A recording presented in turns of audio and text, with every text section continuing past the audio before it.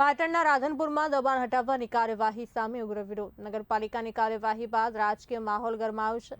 વિપક્ષ અને સ્થાનિકોએ ભેદભાવના આક્ષેપ કર્યા છે। પ્રભાવશાળી લોકો બચ્યા, ગરીબોના મકાન તોડાયા એવો આક્ષેપ છે। સામાન બહાર કાઢવાનો સમય ન મળ્યાનો પણ આરોપ છે। જયા ઠાકોર, રફીક ગાંચી અને જાબીર હુસૈન ભાટી ધરણા પર બેઠા। સરકાર પર વહાલા દ્વાલાની નીતિ અપનાવવાનો આરોપ છે। આજ રોજ રાધનપુર શહેરના સિંધીવાસ વિસ્તાર બલોચવાસમાં કાલે ડિમોલેશન કરવામાં આવ્યું છે।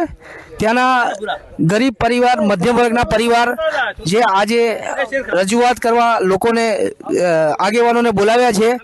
હું ફારૂક મેમણ આ લોકો અને અમારા કોંગ્રેસ પાર્ટીના પક્ષના પ્રમુખ રફીકભાઈ, અમારા નગરપાલિકાના સભ્ય જયાબેન ઠાકોર અને આ આમ પબ્લિક જેના મકાનોના ડિમોલેશન થયા છે એ લોકો માટે કોઈ વ્યવસ્થા કરવામાં નથી આવી।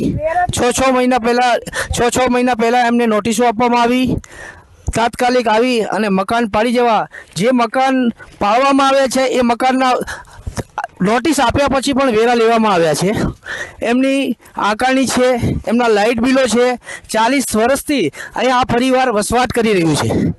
તો અમારી સરકારને એ વિનંતી કરવા આવ્યા છીએ અમે કે સરકારને વિનંતી પણ કરીએ છીએ કે આ જે ડિમોલેશન થયા છે એમાં અડધી જમીન, એમ કહો કે 50% જમીન નગરપાલિકાની છે અને નગરપાલિકાની કોઈ નોટિસ મળેલી નથી અને નગરપાલિકાએ એ જમીન ઉપર આવાસ યોજનાના મકાન પણ બનાવવા માટે એ ફાળવણી કરેલી છે। તો અમે લોકો આ બહેનોને, આ પરિવારોને મળવા આવ્યા છે અને એમની વેદના શું છે એ આપના માધ્યમથી એમના મોઢેથી સાંભળીએ।